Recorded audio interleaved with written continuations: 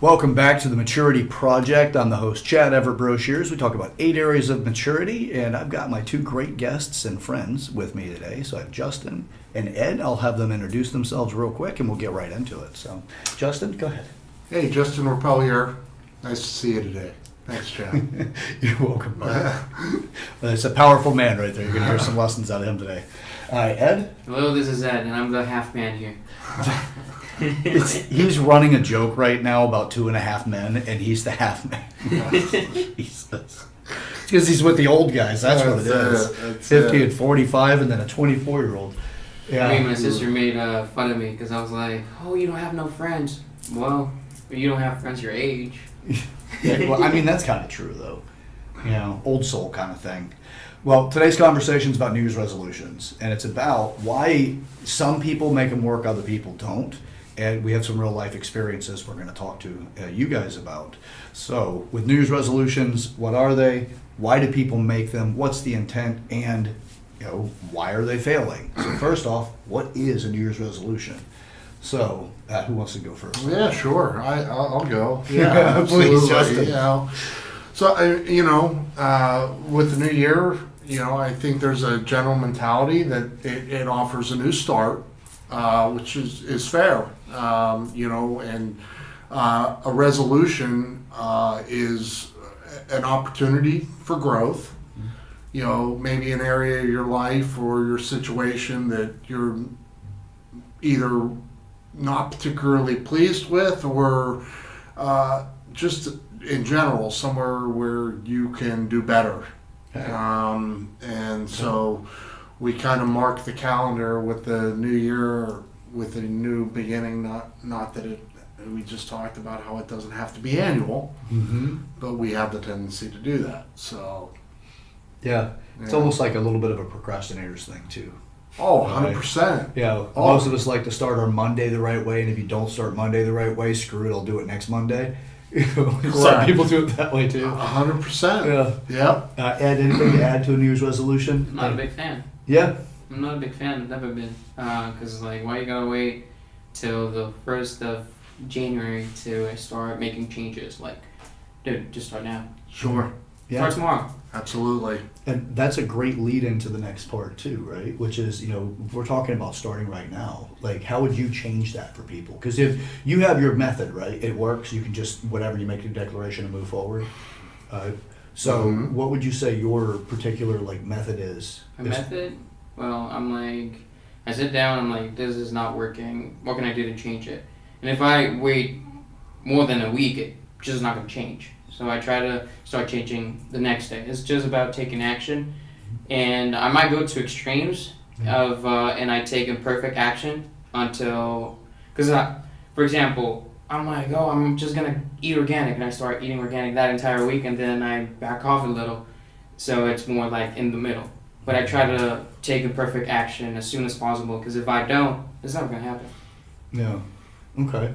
And Justin, anything on that? Yeah, just really kind of repeating what Ed says. Right. Honestly, Take your action. So there's no time like the present to improve. So why wait for tomorrow when today is right in front of you? Yeah. What would you say is a mental piece to that? Is it because you just know that if you don't take action now, it's not going to get done, or you're probably going to procrastinate and then linger? Anything like that kind of shows up whenever it comes to it? Because you are somebody's remarkable in the sense of making change. Yeah. You make it, you state it, and then you just do it, right? Right. So there's going to be a reason why you're effective in that and other people aren't. Sure. So anything that you can kind of give some light to people here? Well, I might be jumping ahead here. Okay. But if for anybody listening, it's about taking one step at a time. So I didn't go through what I went through because I looked and decided to pay attention to the 6-month plan. Mm-hmm. You improve one day at a time. Mm-hmm. And the goal is to stack. Yeah. You know, so Good term. Monday was good. Let's make Tuesday good. Then and not worry about Thursday at all. Yeah. And that's really what it comes down to for me. Anyway, I think everybody's probably a little different, but that's what worked for me. Yeah. Yeah. And don't worry about Thursday until Wednesday. Right. And then don't worry about Friday until Thursday. Right. And Correct. it's steps. Yes. Yeah. Correct. Yeah, it's a smart way to do it. Yep. And it won't work for everybody, No. but it works for you. And again, you're a testament of my friends. You know, you are one of those people that you can make change. You have a real strong ability to pivot. Yes. Correct. And come from a real bad situation and turn it into something great. Yeah. Correct. Yeah. Correct. So yeah, and we all have those, right? Yes, Sure. How many times in our life are we going to have real bad situations and get a chance to overcome them? Yeah. Yeah. Mm-hmm. So and Ed, with your method, would you say it's just because again also you notice procrastination is going to be a problem and it could linger on, like you said, if you don't do it you don't do it now. If it's not done in the week, it's probably not going to get done. Yeah, I mean, I love to procrastinate. Like, I'm a big time. Like, if I don't do it the next day, it's not gonna happen. Yeah. Like, and sometimes I procrastinate by planning, and I'm a big planner, but planners don't take action. Like, you gotta take action and plan as you go. Like, that's how it works for me. Because if I start planning and planning and planning, I can plan my entire life and not take action on it. So I think New Year's resolutions is just an avoidance way to not do it, or because I mean, you're gonna start January and then you're gonna be like, well, I already did January, I can rest a week. Mm-hmm. I'm gonna start back in February, and that cycle's just gonna repeat because you're pretty much feeding into a feedback loop Mhm. of yeah, I'm gonna wait. Mhm. So for me, it's more about in the beginning take extreme action, just be an extremist, and then back off a little because I just love to procrastinate. I love to plan, and I'm more of a thinker than a doer, and it just doesn't work for me. So yeah, it's more about finding your way to build new habits, Yeah. and just don't wait to take that action. Mm-hmm. Yeah. So what comes to mind about that too is like if let's say how many people like it's September and you've got a habit right now that is a problem and you know it's causing you issues. You know, it's interrupting your life in some way. And if you're going to spend the next, 3 months practicing those behaviors, well actually 4 months, right? Practicing those behaviors, what's going to come out of that is a conditioning to one, procrastinate. The other is still living your life in the reality of the thing you need and want to change. So how do you cope with it? What are the things you're strengthening? And it's a great thing because it's like, look, there's so many different types of people in this world, and there's a lot of personality types. You two are you guys are quick to not procrastinate. Mm-hmm. Do it now, get it over with, get to it. And there's other people out there that they just don't understand yet, and they actually are that type of person, but nobody's activated them because they didn't have the guidance to get them there. Well, I think you're bringing up another valid point, though, right? So we're all human beings, Mm-hmm.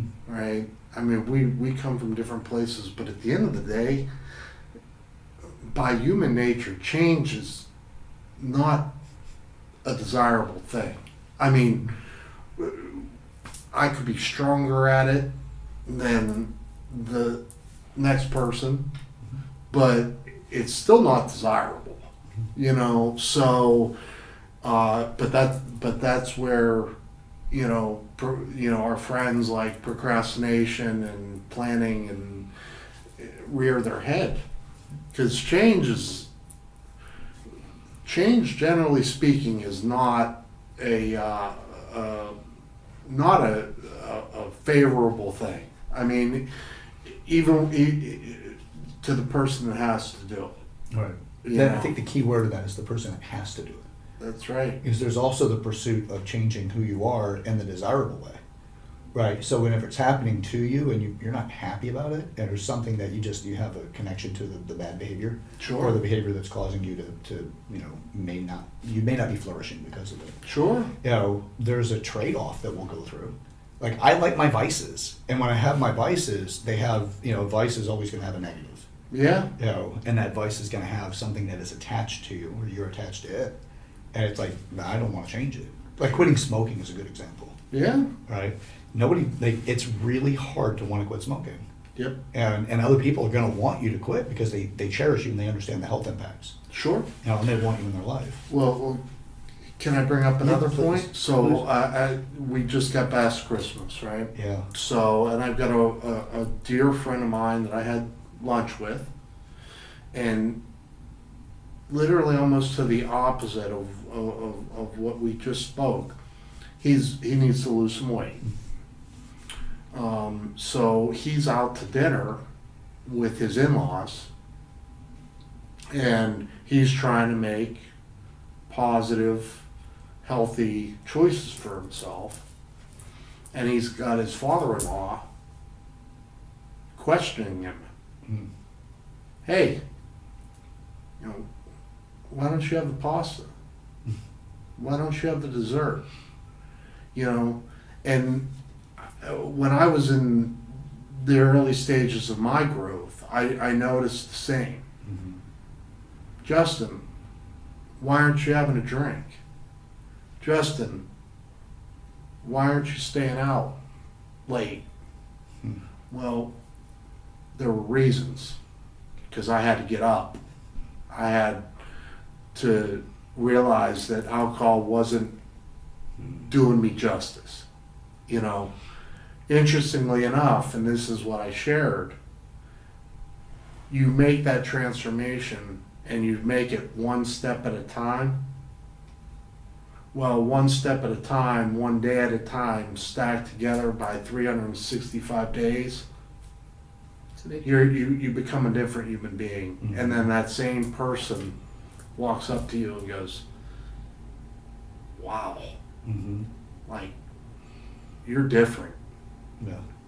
And that's certainly one of the rewards, So when he drops the 40 pounds he's wanting to drop, and he comes walking into his in-laws at 40 pounds lighter, and it's gonna be a wow.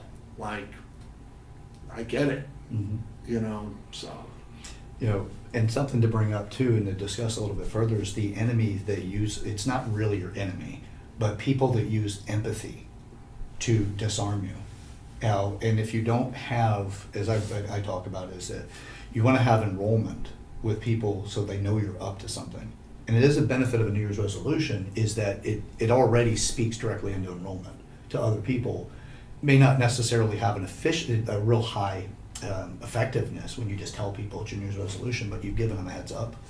But if you don't get that enrollment, you'll have that issue where you sit down and you're like, we're out to dinner with familiar people, with familiar settings, and you're like, yeah, I'm not going to do the pasta. And then they get to pull you back to where they knew you were versus the person that you're working to become.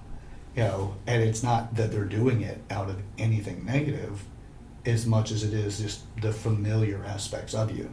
Mm-hmm. As people, they typically don't like to see people change because it requires that they understand what they're up to, which is more energy. Mm-hmm. And if they're dependent on something that you do or how you be, that could have them go, I don't want to lose that, what I'm dependent on. And you changing, I don't know, you might leave me if I'm your spouse. You might be the friend that, you're not going out anymore, but we were buddies that went to the bar. Mm-hmm. So things like that too, enrollment's really helpful, and I would say that's a pro aspect when it comes to New Year's resolutions. Is that a pro value is it's a direct declaration.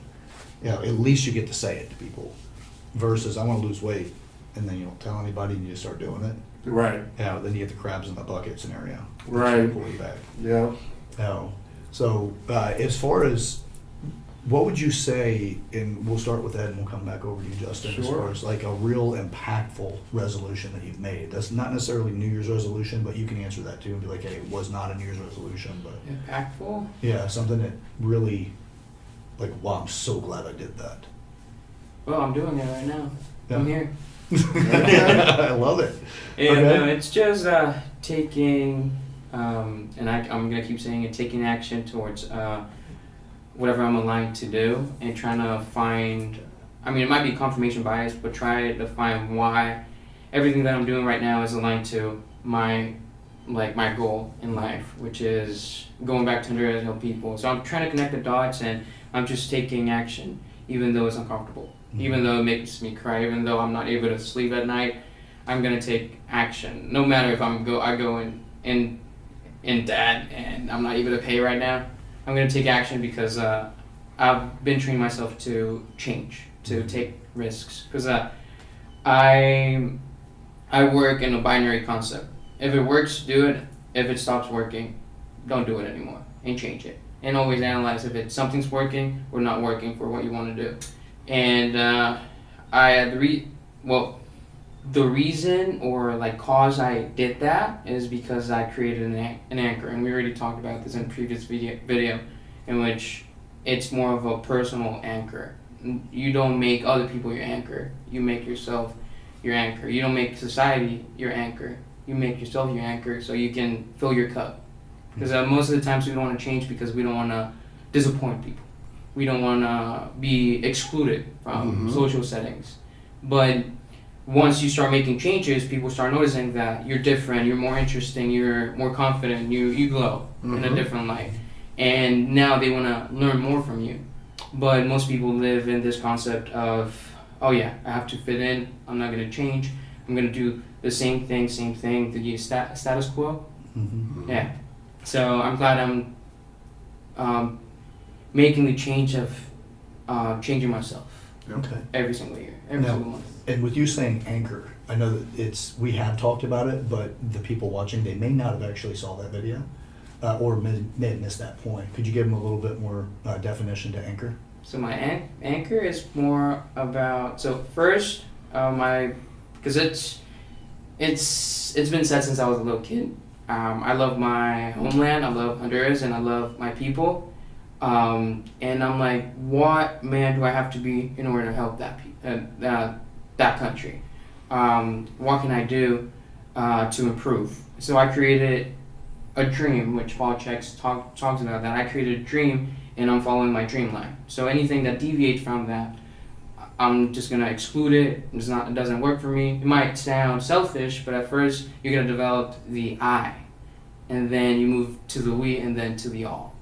You can't start all we I, because your cup is gonna be empty, and what are you gonna give to other people if you haven't treated yourself well? If you don't love yourself, you don't speak kind words to yourself. I mean, it's not about being egocentric. It's more about being having a mature ego instead of, oh, it's just me, and becoming this narcissistic fucker. It's more about, okay, I gotta do this because if I die, if I don't do this, if I'm unhealthy, I'm not gonna be able to take care of the people around me. So yeah, and most people get that wrong. It's like, oh, I'm not gonna put myself first. I'm not gonna put myself first because that is selfish, narcissistic. But you see that most people are being narcissistic because they're not maturing the I, but they also put other people first, trying to fit in. So it's just, how would you call it? Ironic, or a paradox. Yeah. The paradox of the ego, let's call it. Yeah, and that's an interesting point too, because it is like filling your cup, as you said, and if you give yourself before you care for yourself, you're putting yourself into servitude, and you're losing your own autonomy. Which is a painful place to be, stripped of your autonomy. And that's some powerful stuff, by the way, Ed. Thank you. Yeah, good points. Now, Mr. Justin? Yeah. So, really, to simplify, probably of all the change that I made, the one that holds the biggest rudder for me is the whole idea of the 5 a.m. club. Great book, by the way, if anyone's interested. Life-changing book for me, but year and a half ago, you walk up to Justin Rappel and ask him to set an alarm for 4:45 in the morning, and I look at you like you're absolutely crazy. It's a 7-day-a-week thing these days, and it's it's commonly referred to as your victory hour. You know, what am I doing for an hour before the majority of other people aren't even getting out of bed? Yeah. And it set more than anything. It just sets a tone. Yeah. It just, you're up, you get moving. The first thing you do is exercise, Mm-hmm. and all of a sudden you're just by 6 a.m. Yeah. like you're hitting on all cylinders, and you still have probably an hour and a half before anyone else is moving. Yeah. And So- to throw into that, first off, define rudder a little bit more. Like, and I get it from our side, but Yeah. it's just to give more control over opportunities. Mhm. So like a rudder in that Yeah, sense. that's correct. Okay. That's correct. Yep. And, So and as far as that goes, if like what a powerful thing, right? Like it's just really, you start your day 4:45, the alarm set. that's right. You're up by 5. Yes. All right, so you're a 5 a.m.er. You're Right. like, then the workout, you get your endorphin hit. Also, you're a smart guy. Your mind is not going to be at idle. No, All right, so the endorphins are going. You're already looking at your day, right? that's correct. Yeah. You've got your objectives in front of you, what you want to accomplish. Correct. Right, like, and just think about this from home. If you want to make real change, it's not just wish it, right? It's actions. And then like what Justin's talking about, the actions are stacking. Like you had mentioned earlier, you're stacking, right? And you stack day to day, but you're also stacking thought to thought.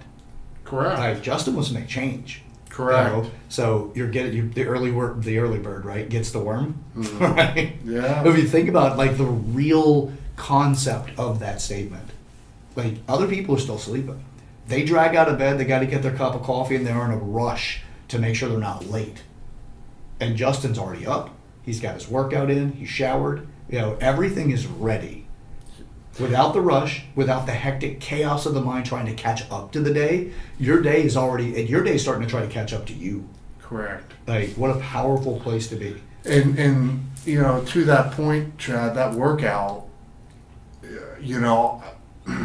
to the naked eye, I might look like a guy in a pair of shorts, shoes, and a sweatshirt with a set of headphones on, and I am in its physical sense, but that headphone isn't blasting AC/DC. It's in there listening to people like, Eric Taylor or David Goggins. So, yes, I'm physically moving, but there's a ton of meditation in my own respect going on there too. So to your point, that whole mental is, it's in there. Yeah. And I'm being fed a good hour of that before I virtually do anything else. Yeah. And so, Yeah, it's like its own. It's kind of its own exercise, because So, by the way, what's your preference? Cardio? Is it lifting? Is it calisthenics? What's your go-to when it comes to your workouts? I'm a combination of everything. So if you're familiar with HIIT, HIIT, that would probably, in short summary, best describe Your style. my speed. Yeah. Yeah. So we know we're getting high intensity, which means higher levels of endorphins, Correct. right? Correct. And what I've seen, and I've done this myself as far as the exercises go, where back in the day it wasn't AC/DC, it was like Slipknot, it was like heavy, fast metal, stuff like that. Now, no. No. It's books on tape. It's, if I'm feeling, mine's mood dependent. If I'm feeling like, okay, what do I need right now to be in my most potent self? And if I'm feeling a little under the weather, or if I'm feeling like, a little depressed, Yeah. well, I'm gonna reach for the motivation video. If I'm feeling like I'm lagging the business sense, so I just go through the checklist of the 8 areas. And I'm like, what do I need to feed my brain right now to get my day set up for the greatest opportunities for success? Because it's the wheel of fortune is turning, right? By the way, you guys have heard the Wheel of Fortune. Yeah. Right. I know you're a little bit younger, but at the same time, you've heard of it. It's a game show, all of that. they didn't coin the term. They popularized the term. Oh, okay. So the wheel of fortune's always turning. And the more you do what you're talking about doing, is you're preparing yourself to hit more spokes on that wheel of fortune because you're prepared for it when it shows up.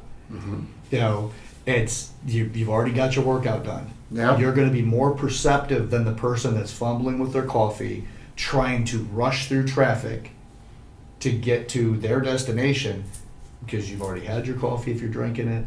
Your mind's already in a clear space. You're doing active meditation, which is, I wish more people talked about that more often. And I'm so glad you said something about it. Yeah. It's so incredibly effective. So Yeah, I think there's a really a misunderstanding that meditation has to equal sitting in a room completely silent by yourself and humming. I don't do any of that. Let's be 100% clear. Yeah. Like, mine is in a public place, surrounded by people, with headphones blasting my ears out, but it's what I'm listening to. Yeah. And well, meditation's to focus. right. Right, and what their goal is to focus you down to no thought, right? Right. Which is then you have complete potency because thought can be an anchor or a weight against anything for what's coming in. Because if you're thinking about the past, the present moment's hard to focus on, and then you get a division of thinking. The beautiful thing about it is when that engine gets to its real idle, the engine of the mind, and it's at its real idle, something comes its way, it's got 100% ability. Yep. There's no past holding it back. There's no governor on its ability to really be able to take on that moment. Yep. You know, so thank you for bringing that up because that is Sure. I'm passionate about active meditation. Mhm. It can be anything. People get it from chopping wood. People get it from going for a run. Yep. People get it from the workout in the gym. You know, the hit, right? Yeah. You know, and hits like you're. It's actually like so you got your timer running, right? Mhm. So it tells you when to shift. Yeah. Right, so you're looking for your peaks and all of that, you know, but yet you're still able to bring it down to singular thought or no thought. Sure. You know, Yep. powerful man, Justin. Thank you, buddy. You know, and Appreciate you're, it. again, a testament for me about the power of making a declaration for change. So, and Ed, very much the same, but my experiences from what I've learned with Justin has been a little bit more in depth. But the same thing with you, being as young as you are, and we don't mean to pick on you, being the half man in the room. I am the half man. I'm proud. But yeah, it's anything coming up at the moment because like what Justin just had to say is actually incredibly fantastic and it's structurally sound and a way to get people to go, oh, okay, I can see myself doing some of those things. You know, I wanted to go deeper on that though. yeah, let's go with Because it. you said the book helped you, but it was a decision you made. So that's when I ask you, what's your why? What's your anchor? What made you do those changes? Because there needs to be an emotional need to make that change. Because if not, you're not gonna make that change. So why happened? If you don't mind sharing. Yeah, sure. So, so I think we know that I required. I mean, I was not living my best life, right? Before I started making these changes, and then, you know, life gets in the way, right? So, you know, eating healthy, getting to the gym, not consuming alcoholic beverages, all that stuff. Well, if I wake up like everybody else at 8 o'clock in the morning, all of a sudden I'm combating 2 cell phones, 3 email addresses, whatever other interference might be going on in my life, you know, and then, you know, you're trying to squeeze in your priorities around those things. Well, you know, it wasn't my idea, but my personal trainer, Brian Grayson is his name, by the way, but he just approached me one day and saw me. I was a little bit on it was in the early stages, but I was a little bit on a roller coaster. And he said, do you believe that you could survive anything for 1 week? I said, yeah. He goes, well, I want you to start waking up at 4:45 in the morning. And I don't mean to make a long answer out of a short question, but Oh, it can be long. Don't worry. yeah, but the reality of it is that I take care of me, who I certainly hope everyone feels like you, the singular person, is the number one priority. If you're not right, you can't make anybody else right. And I spend that hour taking care of me before anything else gets started. And then ironically, on the flip side, by 9:30 p.m., I've had a full day and I'm ready to go to sleep. These folks that are up to 11 or 12 or 1, I think you have to ask yourself, what good are you up to if you're still maneuvering around at 11 o'clock p.m. or midnight or 1 p.m. You're probably out trying to have a good time, but I can't say that there's a lot of people that are out there being productive or a good level of productive at that hour of the day. Okay. Like a short-term versus a long-term goal. Short-term goal, I just need to get whatever my problems are right now to go away. Stay up late, get up to stuff. Yeah. Long-term goal, that's almost certainly going to be something that sabotages your opportunities. Correct. Correct. Which one are you operating on right now, and why? Right. So you had short-term goals that were really bogging you down there for a while, and they took you to Dante's Inferno, right? The path to hell. Got you in there, and then your long-term goal became a higher priority, which is level it all out, become that powerful guy again. That's right. And you sure as hell did it. Even if it wasn't a direct declaration on your part, you took on a challenge that set you on the right path. Yep. So fantastic job on behalf of your personal trainer. Thanks, Bob. And he's not the only one that deserves the credit. You quit smoking that day, right? Yep. You can't quit what you don't want to quit. Yep. Without resentment, and then you're trying to figure out how to do it again. Sure. Right? And you're like, no, I'm good. Yeah. Yeah. Yeah. So metaphorically, quit smoking that day. No, yeah, absolutely. And there's growth. I mean, there's the other side of this, and I think this is a reasonable point. We're talking about New Year's resolutions. Mhm. We're talking about wanting to make change. We're also human. So we talk about what I've been through, and I'm happy to share, particularly if it means helping someone else out there that might be going through it. Justin still has days that I'm not the best version of myself. But just as I talked about stacking days, it's just every bit as important to have a bad day, forgive it, forget it, and not stack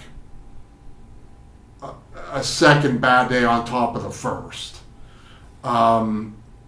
So, I might fall down and I might skin my knee, and you you know, you can talk to any successful person you want to. Everyone fails. Michael Jordan missed 9,000 shots. You know, but it was when but you don't quit. You know, you don't let, you don't let your mistakes, be your foundation. You brush them off, learn from them where you can, if you can, but most importantly, forgive it and make, that's the beautiful thing about us, about the race. I mean, every day you wake up and put your feet on the ground is a new opportunity for you to start good. So, Yeah. okay. Yeah, it's like when things are upside down, it gets really hard to think that things are going to get right side up. Because that's what depression does, or what depressing thoughts do, is they make you think this is not going to end. Right. One thing that in my lifetime I've learned, and you're a living testament of it as well, and I know that Ed's learned this too, that hard times aren't here to stay. No. Right, and I know I've heard this in motivation videos multiple times. Mm-hmm. It's what is it? Les Brown says it. Hard times aren't here to stay, but you're gonna grow through this. It's not an exact quote, by the way. No, I know where. Yeah. Yeah. And this too shall pass. It will, right? Yes. But here's the thing: is that wheel of fortune, as I mentioned earlier, the goal is to learn from everything you're going through, and that wheel is going to turn and continuously turn. And every time you take on those challenges, those upside downs, they teach you a lot of lessons. Mm-hmm. And that wheel of fortune is going to start rewarding you because you're ready for every spoke that comes along. You're becoming more and more ready for all of the spokes. Yep. So those spokes are opportunities. And if you're not prepared, a lot of times you can't even see them. Yep. And you wonder why other people are successful. Sure. So your hard times aren't going to stay. No. Just keep pushing through. And then those moments, like, did you know that day you walked into the gym and your trainer offered you the challenge? Did you have any idea that morning that your life was going to change? No. No. That's pretty incredible, right? When you look back in hindsight, you're like, that was a nominal day. It was probably a boring day to you because it was so common. And then all of a sudden, something happened. And really, he gave you such a gift. He asked you to take on a challenge. Oh, 100%. And life was asking you to take on the challenge. You needed somebody to articulate it. Yep. Yeah. Yep. How yeah. freaking powerful. Oh, pretty neat. I love it. Yeah. Yeah. And now life is definitely different. And you've. Oh, yeah. Yeah. It's interesting to ask that how many times have we had, and you guys specifically, could you count how many times you've had that level of a challenge occur in your life?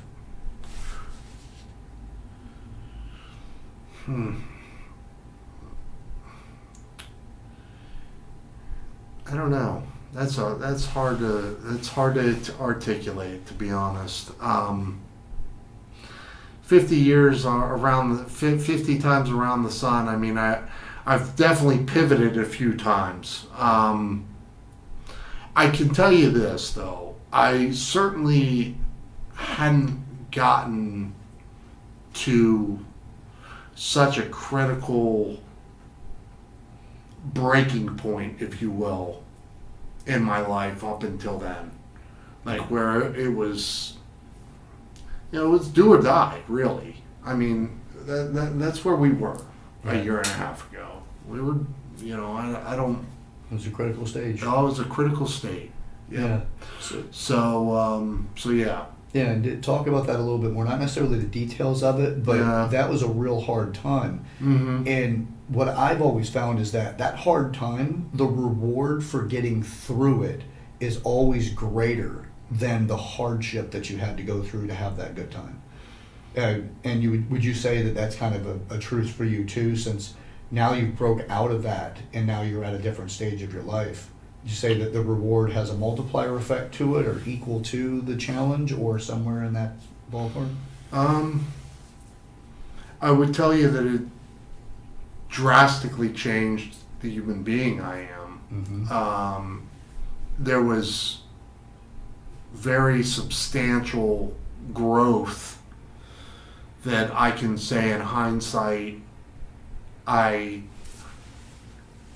needed to go through.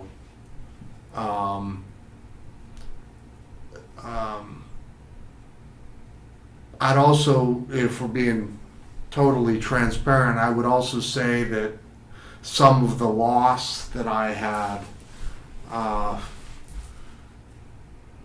it certainly would have been preferable not to have the size of the losses I had. But that's looking in the rearview mirror, which isn't doing anybody any good. I'm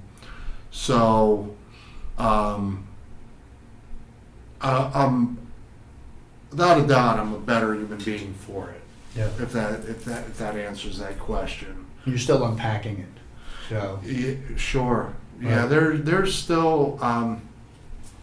I don't really say this publicly, but I'm going to. oh, So there's still a level of hatred that resonates inside of me that I haven't figured out how to let go. unresolved conflict. Yeah. Yeah. So there were certainly other human beings that were involved in what went on that I got unraveled with, that I haven't figured out how to grant them peace. So, but Yeah. That's another lesson. it is. It's still something I'm working through. Yeah. Yeah. Well, I know you'll figure it out. Yeah. Oh yeah. It's Yeah. you. Yeah. Yeah. And thank you for sharing that, by the way. Sure, Preston. I think we all harbor something, right? And if you have that level of where somebody cost you something significant and it's still unresolved conflict, it is easy to title that as hate. Yeah.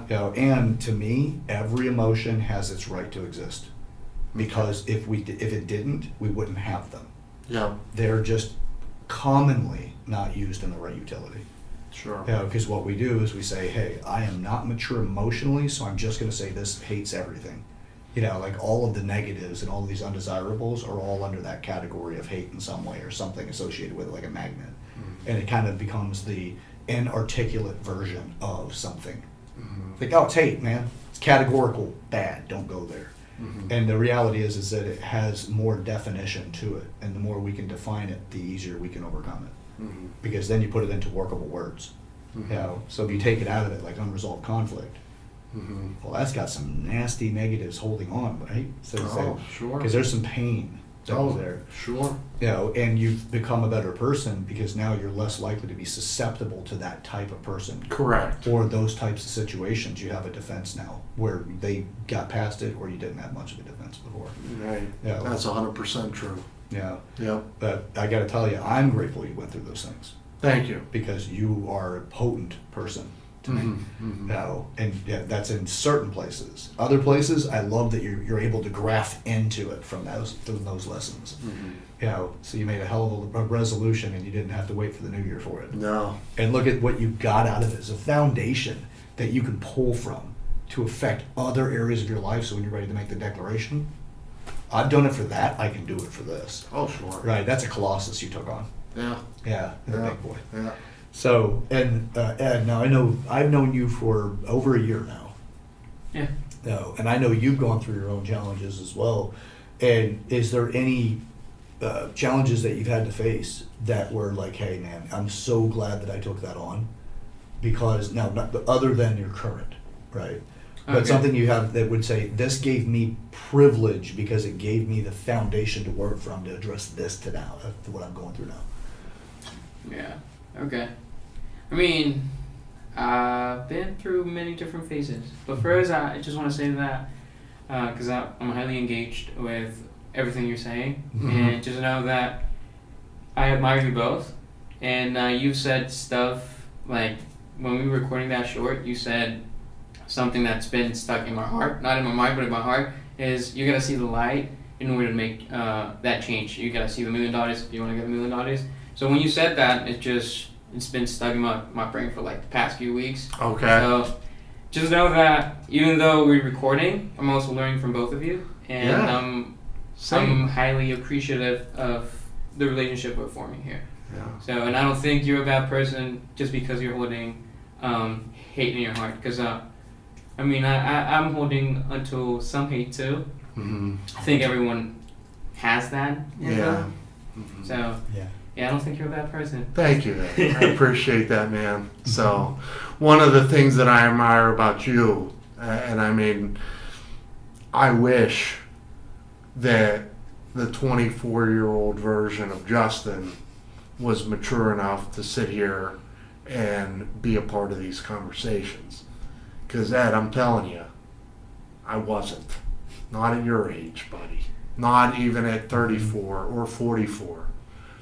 Which, not to go back, but I mean, the growth that we're living through, you can avoid some of the pitfalls that I lived through. You know, that was my journey. That's what it was meant to be. We each get here in our own way. But I mean, for you to have a compass on things at such an early age, Ed, it's really admirable, and I hope you realize it.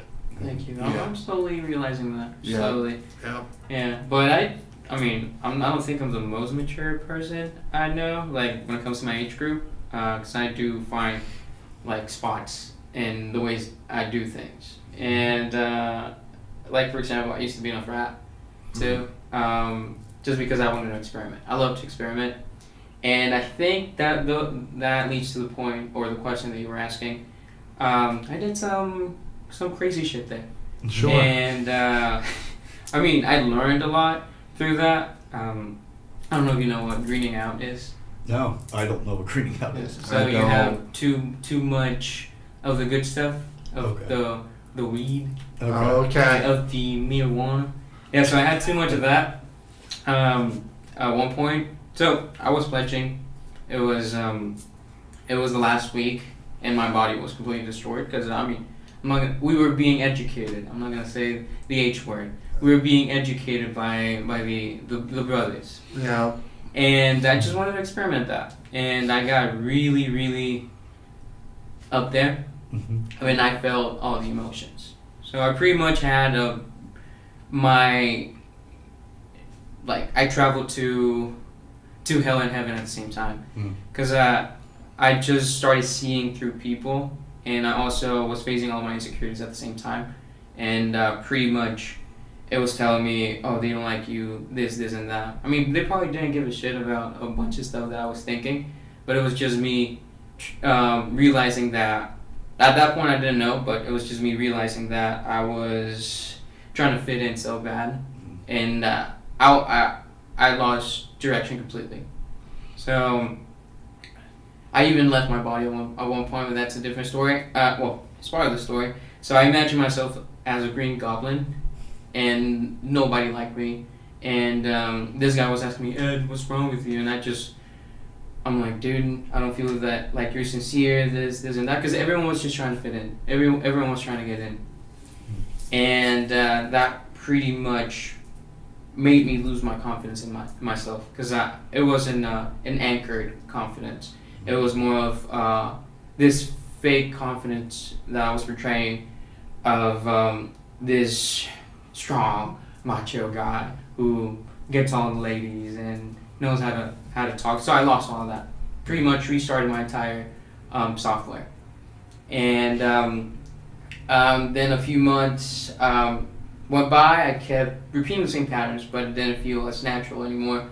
So at that point I was talking to my current girlfriend, but I was also doing a bunch of stupid shit, and I kept trying to fit in, but my brain was just like, nope, you gotta stop doing all this stuff. So Cinco de Mayo happened, and I got into a brawl, and I pretty much almost ruined my chances with my current girlfriend. So after that, I'm like, I'm gonna quit the frat. I'm going to, and I just started meditating the entire year, trying to reconcile with who I am. And that's one of the reasons I am who I am at 24, because at 21, I went to the extreme. Mm-hmm. And I mean, I just wanted to experiment, experience, party, you know, being the young man. But Mm-hmm. it was just an empty, really empty feeling that I had there. Mm. It's because you don't have these types of conversations. I try to have them, but they were like, there was this guy when we were in the woods who told me, "Oh, dude, what's my name?" I was like blindfolded. What's my name? We have deep conversations. Then I found out who the guy was. The deepest conversation was talking about drugs and how I rather go for natural than hard drugs, and that was the deepest conversation we had. So that was the extent of the deepest conversations we would have at the frat. It was just a party, girls, and booze. That's it. Yep. So there's no depth, there's no chance for growth there. And my soul was seeking for that, but I wasn't listening to that. Right. Yeah. So and then I went to, I graduated, went to HEM, I met you, and I just started exploring, learning everything. I was still a little anxious there, like, I mean, my posture is even different now compared to when you met me at HEM, because I was just so insecure still from all of the experiences that I had. And then that's one of the reasons I took the personal training job, because I was like, I gotta do something hard.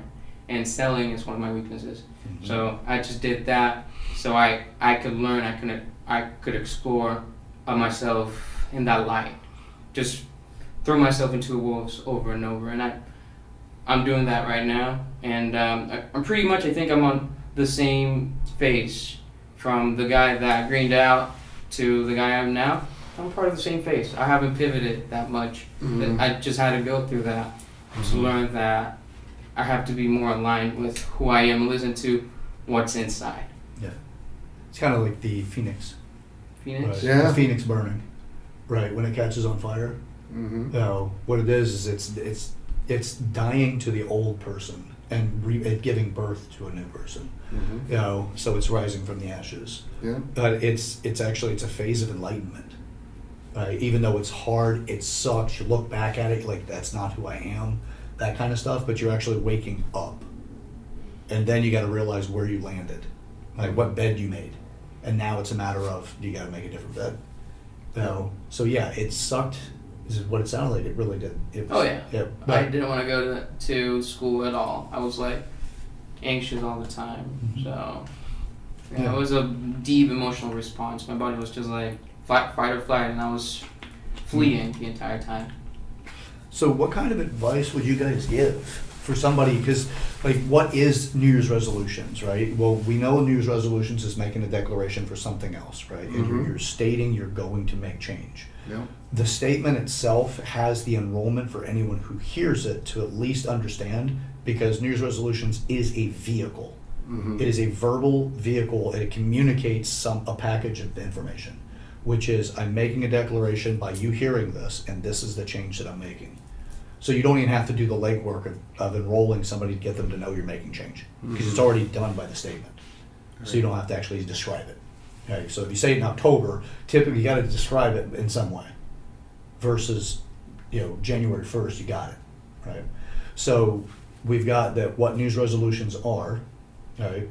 We have experiences of the differences of what the past has given us, as far as like making some serious change in your life, and you guys have both made very serious change. That's an enlightenment moment that you had. Like both of you had it, and you both captured it very well for me. Like I get it. You realized you were on the wrong path, but you kind of had this self-awakening. Where you just like you weren't around the people you wanted to be around.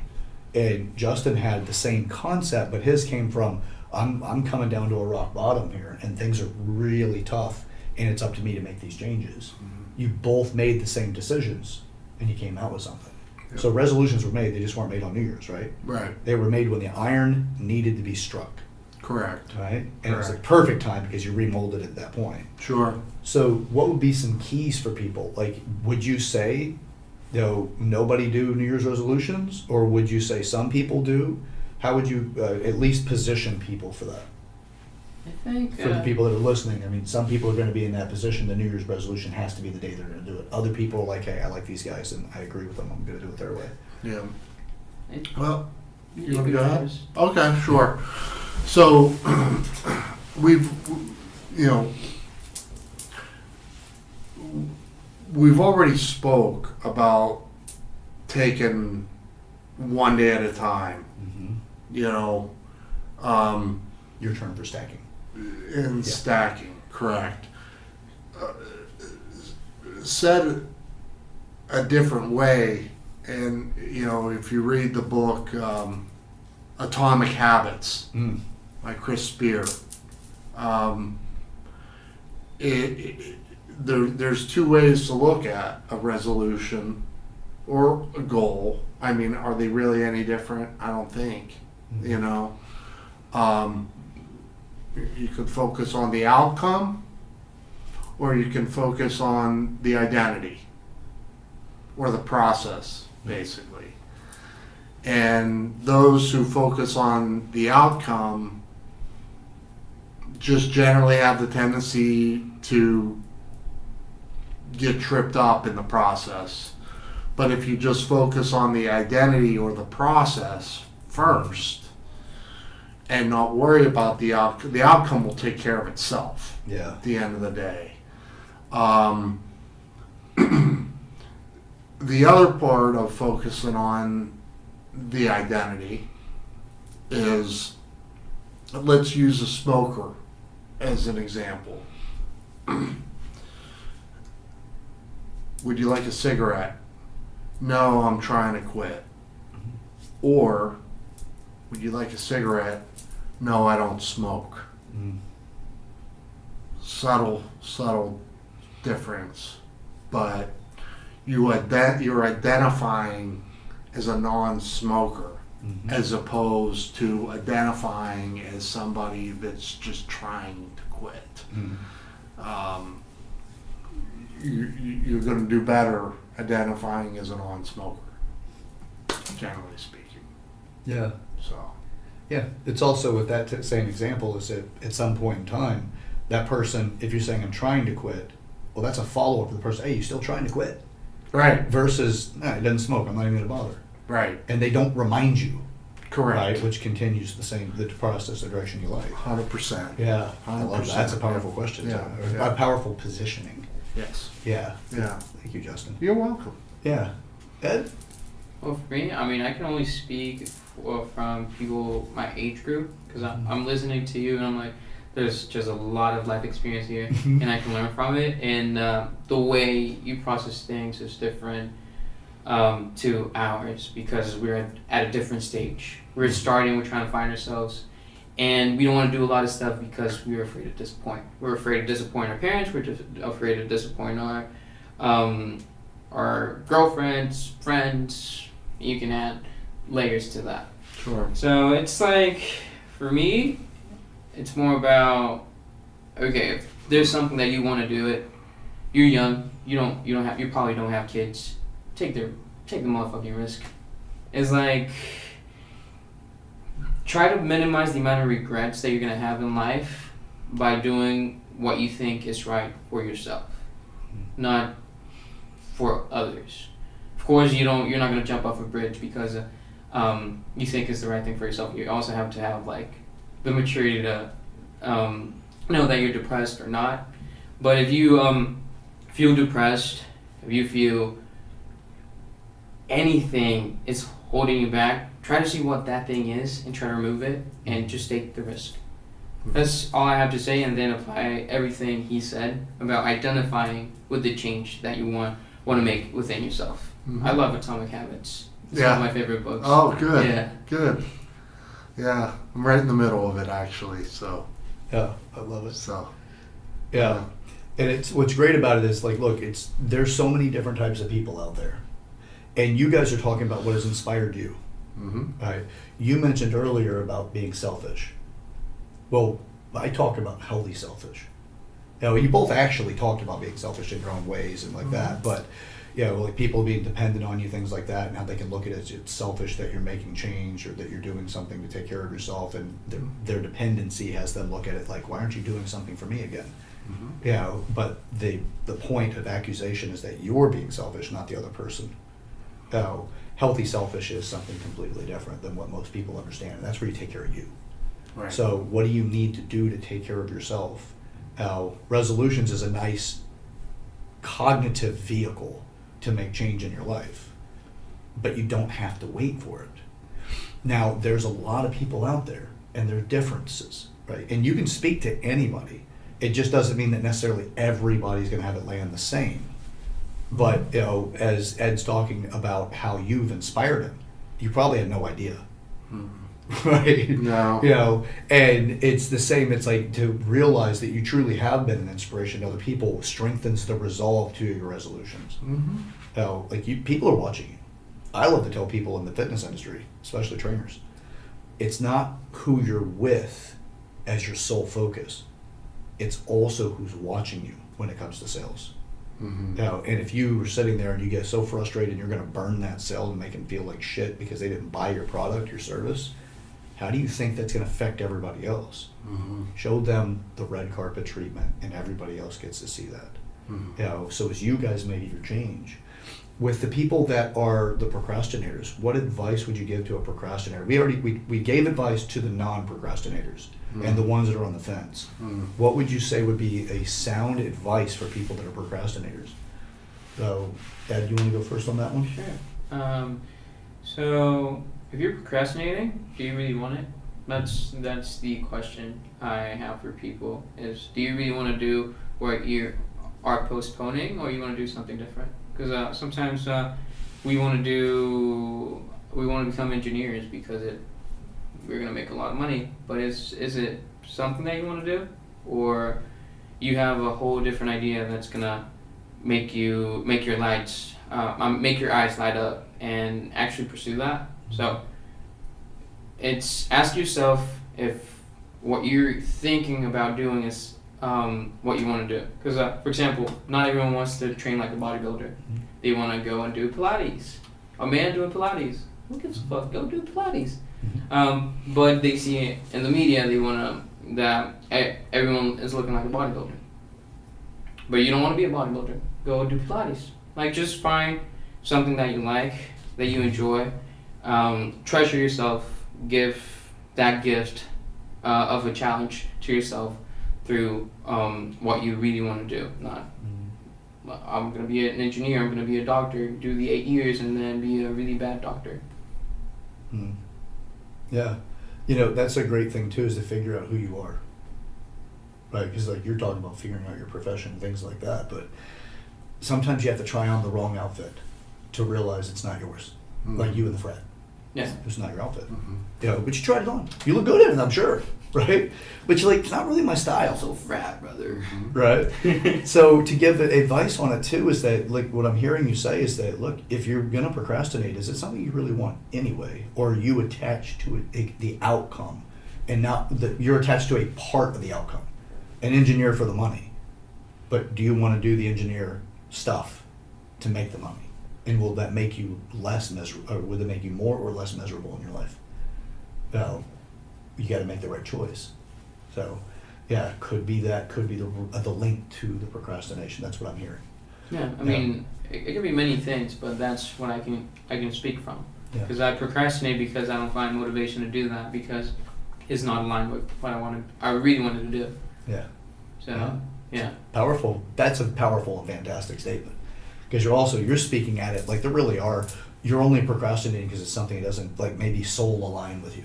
It doesn't align with your soul, right? Your legacy is not going to be found in that. And if you make it, you're probably going to grow to resent it. I know a lot of people that get advanced degrees and they do not do what they have in their advanced degrees. Attorneys that turn in their bar license. It's like, dude, you're already a very small population that becomes an attorney, and the intelligence level necessary, even at the bottom end, is well above average. Mhm. And you did all of that to turn it in, Right. you know, Yeah. and it's somebody else's motivation, Sure. you know. So Justin, for you, for the procrastinator, You're right. You know, I'd be the first to say, you know, that starting is the hardest part. mm-hmm. So, you know, and I mean, that's really the definition of of procrastination, right? I mean, unwillingness to start or hesitation to start, maybe. Um, you know, sometimes you just gotta leap. Mm-hmm. You know, sometimes you just, you know, have to say, to hell with it, I'm going. Mm-hmm. I don't know. I don't have a whole lot more to offer than that. You know, other than to say that, you know, if you leap and you leap in the wrong direction, then you pivot. Yeah. That's all. Yeah, You know. learn to be agile. Right. And also, something that's occurring as well as other reasons to procrastinate could very well be the fear of messing up. Oh, absolutely. Right? If I do this, I'm going to screw everything up. Yeah. A lot of times, in my experience, is that the outcome isn't as severe as you think it is. Correct. And if that fear is locking you in place and waiting until the world forces you to take action because you've numbed yourself to all the symptoms and signs telling you need to do something, and then it's like, yeah, you either do it now or it never happens. Extremely strong statement there, Chad. Yeah. Yeah, I couldn't. I don't think you're talking about procrastination if you're if you're not in a place of unknowns. Mm-hmm. I mean, you're procrastinating not because, I would argue at least, not because you are certain of a particular outcome. You don't know. You're not. You don't know what that outcome is. So there's probably a preconceived notion of what that outcome is, but it's, to your point. Yeah. If you've never done it before, it's likely going to be a false created reality. Correct. Which is, Correct. these things are going to fall apart because somebody else has shown me that it will. Or I know that I'm not as lucky as those people. Whatever that fear driver is. Yep. That says you're probably better not to do it. But if you have to do it, then you're like, yeah, I'm going to wait till the last minute and try to tear off the Band-Aid. The other is, and what I would also put into it, not just the fear piece, but it also could be maybe they're really not trying to change their life, but they're just trying to make whatever they've accomplished work. And they're not doing enough healthy, selfish things. Like they're not meditating, they're not eating quality food, they don't know when to say no. So what they've got is their life is spread so thin because so many people have asked for things that they're exhausted and they're not recovering. Correct. And then they're like, I don't know, I don't want to do it. I'd rather go to bed. You know, I'd rather do this. And their goals aren't even obvious to them. Sure. Yeah, because if you don't have a goal, really, other than I got to do this by this deadline or I get in trouble at work. Yep. Well, the goal is somebody else's goal. Yep. As Ed was talking about too, it's like if it's not your goal, you know, you're going to procrastinate for that thing. You know, and then it's like I'm not going to move my life forward. I'm just not going to sink so long as I can get this done in that 4-hour window or whatever the procrastinated timeline that they become. I get more done in 4 hours than I do if I did it all week. Like, is it true? Mm-hmm. You're just not disciplined well enough. Yeah. And I think you just brought up another really good point. Part of life and part of doing what's right for yourself sometimes does involve telling outside influences no. Mm-hmm. That's not always the easiest thing to do, Yeah. right? I mean, then there could be a sense of guilt that can come along with adequately telling somebody no. There's a responsibility that you sense when you're, that has to be overcome to tell someone no. Mhm. And those aren't black and white decisions, as we recently found out, didn't we? Right. And so it's a challenge, and you don't always make all the right ones, but you certainly have to mitigate, no doubt. Yeah. So This is something, and we'll finish up on some final thoughts here, but you mentioned Paul Check earlier, and I've studied his work as well, and he was one of the people that taught me this, is that your yes is only as strong as your no. Okay. Right. So Okay. if you can't say no to somebody, your yes is worthless, Okay. because you're going to say yes to everybody, and you don't have the time or ability to do that. Okay. Because if everybody's asking you to do something, they get used to it. In the beginning, it's easy, it's small. Yeah, sure. And you do it, but you don't really want to. You're just doing it because the reward is the person may like you more, they can depend on you more, or something about you becomes a resource for them to appreciate. Sure. And then next thing you know, now they've got 5 requests, not 1. Yeah. Or somebody else goes, well, you did it for them, will you do it for me? Yeah. And then as soon as you stand up for yourself, you got all that momentum for all of your yeses, and you've got the weakest no. And then you can't come through. And then you become undependable. Yeah. And then what? Right? Then you got an entire mountain that has become a valley. And it's just, you've got to get out of that. Legit. So, Totally. yeah. So if I wanted to make a powerful New Year's resolution, how would you say that, how would you anchor it for me? Would you ask me questions to find out what my resolution is, or would you let me come to my own conclusions that based off pop science and whatever's going on in the media, fashion? Yeah, no, I'd probably let you come to your own conclusions, but then I would turn around and I would challenge it. Yeah. Yeah, not in any kind of a malicious way, but I certainly would make you think about, well, that's great. How are you going to do that? Okay. What's making you, make that choice? Yeah, you're looking for a why. Right. Yeah. Yeah. So what if I told you I wanted to lose 10 pounds? I want to lose 10 pounds, Justin. That's my New Year's resolution. Okay. And I'm talking to Chad? Yeah. Where? That would be the first thing. Right? Okay. Okay. All right. And why? Yeah. Excellent. Right. So, well, you know what, Justin? I've really wanted to get down to like a 2% body fat. And 10 pounds would take me there. Okay. Well, I mean, so 2% is pretty low. Hmm? Yeah. Borderline unhealthy. So is that maintainable? It's not so much about the maintaining it. It's just getting there. Okay. All right. Well, I can get my head around that. Yeah. You're talking about getting down, then coming up. Yeah.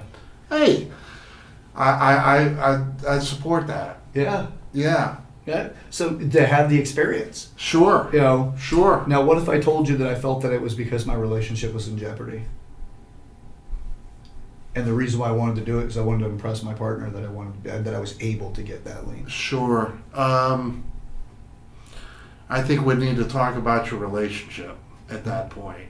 Yeah. That would be where my headspace goes. Yeah. Maybe there's something about that relationship that needs to be addressed that's outside of 10 pounds. You're damn right. Right. The reason why I asked you that question, you specifically that question, is because anybody who's watching this video, any of us have so much potential to share into the community. And for you, immediately, it's like if I told you that, and you may have actually had a question of whether or not it was legit, right? Because your empathetic connection with me, you care. You care about me. I do. I know you do. Yeah. And if you were to find out I wanted to lose 10 pounds, like that would make me ultra lean. Right. Why would I be motivated for that? I don't talk about bodybuilding. Right. Right. So you could actually break through a layer, a wall, where other people just like, I just want to lose 10 pounds. And like, oh, okay, cool. Whatever. Right. And I'm hurting. Mm-hmm. And Justin can show up for me. Mm-hmm. Because my problem isn't losing 10 pounds. My Right. problem is something else. Yeah. And if I wanted to really strengthen my community, like for this, I would rather this be an exercise for strengthening our community. Mm-hmm. Because more people love you than most people realize. Sure. There's a lot of people that love you. There's a lot of people that care so much that you're alive. Yep. And this actually gets me a little emotional too, because this is one of those things. It's like it's a self-validation issue for a lot of people, because they don't realize how many people truly care about them. Yeah, when you share stuff like that, you can really get deeper and be like, okay, you want to make more money. Fantastic. Is there anything that really is driving you to want to lose or to make more money? I get it. Who doesn't want to make more money? But what's driving you? Because I could probably be a part of that support system. Even if I'm at the end of the day just somebody to give a call to. Mm-hmm. Like, yeah, today I got my ass kicked, bud. I mean, I couldn't close that deal, or, the thing that I've been planning for a while fell through. You're setting people up to be your community maturity for support. Mm-hmm. And this is a part of what we typically miss with our resolutions. We just like, hey, I told you. There's no Especially depth. men. What's that? Especially men. Yeah. Oh God. Yeah. You are kidding. Men are we just don't really support each other well. Mm-mm. I just want to make people great again. Yeah. Okay? But we also have to get to the neglected people. And us men, there's reasons for it. We also like to be the chief for our own tribe, stuff like that. But, but excellent exercise, by the way. You didn't even know you're doing an exercise, and I didn't even make a declaration for it. Yeah. Other than just a quick little role play. Sure. But I love the fact that you're just you immediately, I could tell you shifted into the care model. Mm-hmm. You're like, dude, really? Really? You want to lose 10 pounds? Right. Right. And then when I talked about maybe there's something deeper as a motive, I appreciate the fact also you're like, hey man, I'll support you. You want to get down to 2%? Fantastic. But most of the time it's not get the 2% just to get the 2%. If I was doing bodybuilding, you'd probably want to know when the competition is. Right. Because we're friends, you'd want to show up. Oh, sure. Plus all those fitness bunnies running around. I mean, come on. Absolutely. Absolutely. Single and ready to mingle, That's baby. it, buddy. Yeah. Bring my quarter. Yeah, that guy up on stage, he and I are good friends, That's it. That's it. Oh, so Ed, what would you say About what? as far as so if somebody were to tell you their New Year's resolution, so how would The you 2%? support? Yeah, no, well, it could be that, but I kind of already let that cat out of the bag, right? Yeah. So, but if I told you I wanted to, because this is about us being more we're powerful people in the sense that if you're aware, you're able to do something with this. Mm-hmm. So if somebody makes a New Year's resolution, how can you support them? And so if say they made the resolution, with that exact example, I want to lose 10 pounds. How would you work with, again, the cat's out of the bag on that one. But somebody else would make a New Year's resolution. Justin, do you by chance have a New Year's resolution to throw out there? That doesn't have to be a real one, but just something that's a common one or a popular one. Yeah. So, my New Year's resolution, legit, is to work on my posture. Hmm? To Okay. improve my overall posture. Why is that? Do you have any? I slouch. I slouch. It's pretty natural. My natural posture is a little kind of shoulders rolled over.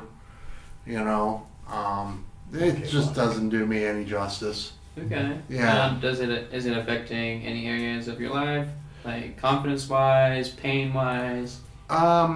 Internally, no. Externally, I think I probably do come off a little less confident than I am. Okay. I would tell you that it can have a derogatory effect on my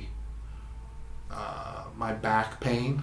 Mm-hmm. So that matters. And it just is. I just overall just present as a more confident, got himself together guy when I'm standing up straight, Mm-hmm. or sitting up straight, or so that's the Okay. why. Okay. Okay. Well, what I would do first is pretty much let you know that you still look great the way you are, and you're a great person. Thank you. And I mean, I have a training background, and I'm doing the checks route. So I would be like, is there any way I can help you, like hands on, or do you want me to recommend somebody to help you achieve that goal? Like refer you to a personal trainer or physical therapist, stuff like that. Mm-hmm. Because it's just help the person find its way smoothly. Sure. That's how I would approach it. Yeah. Even though I might not be able to fix it for them, I might know somebody that can help with that. Sure. Yeah.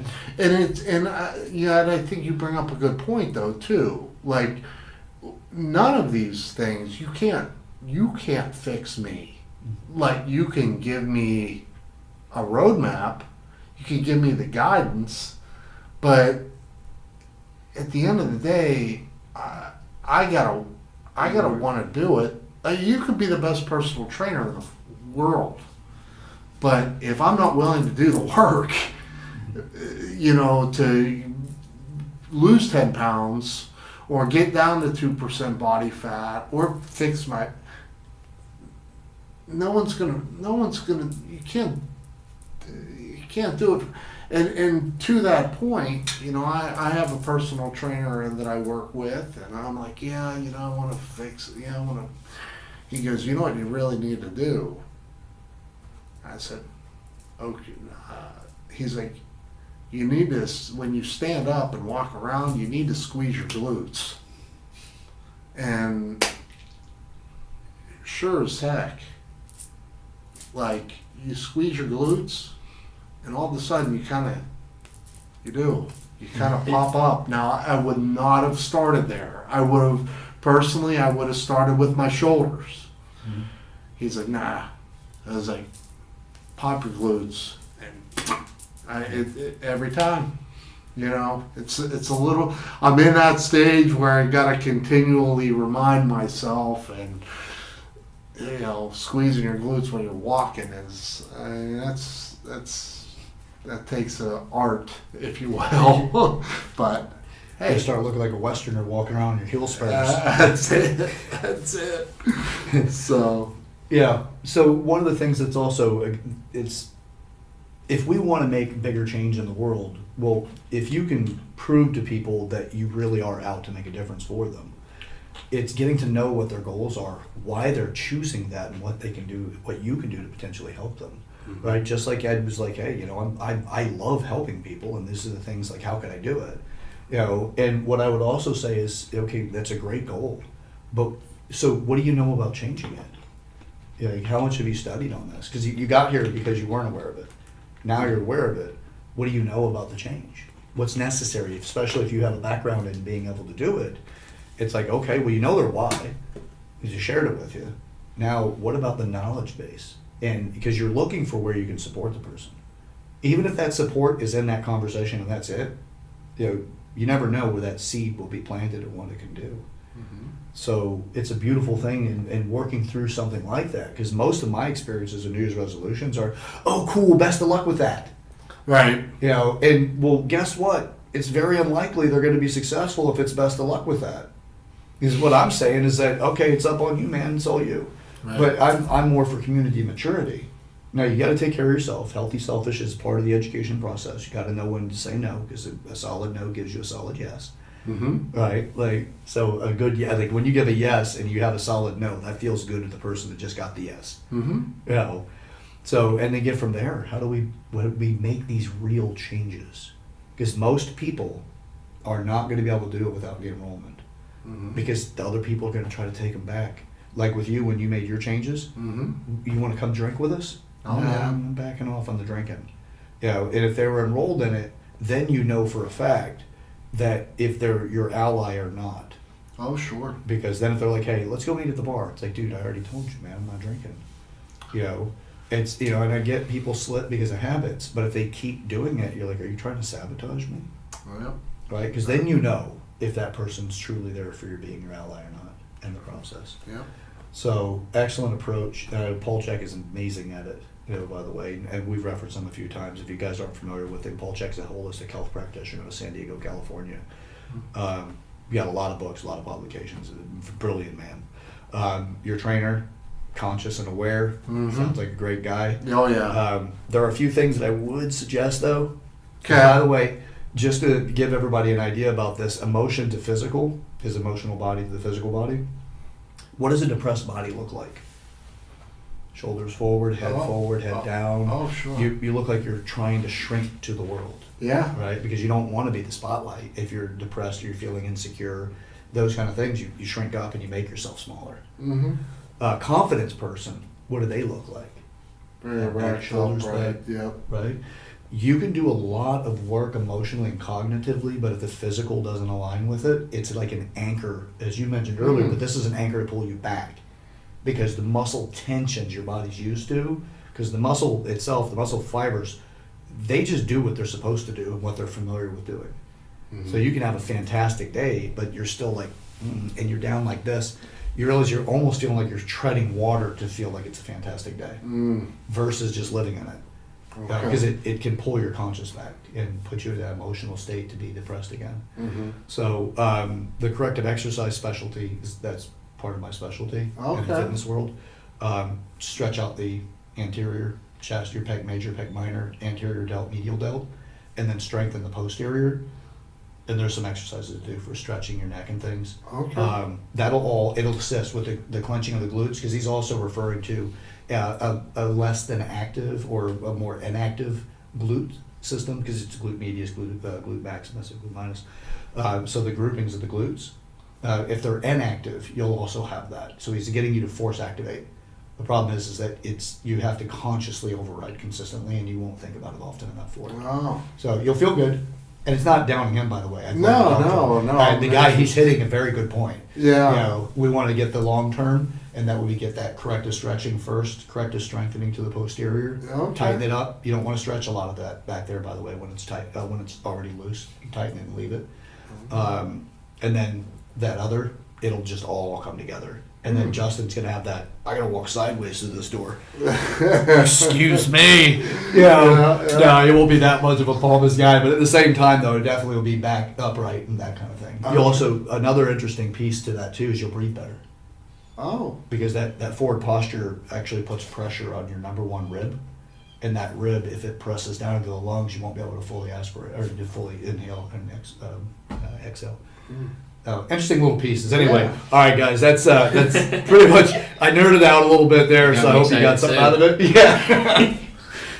You guys are fantastic, and I want to tell you from the bottom of my heart, thank you for today. Yeah. Like seriously, this has been such a great one, because for community maturity, most people do not frame resolutions this way, and this is, you know, one of the great takeaways for me is enrolling your community enough, right, to be able to make real change, which is like getting deeper into the why, and then getting into the what do you know about that, to be able to be, how can I be a part of your support system? I want you successful here. You know, I'll do what I can, but do within the means that you're willing to offer the resources. Absolutely. Because they're not your client, and you work in the profession, it's better they become your client, right? Because then you have that as the relationship.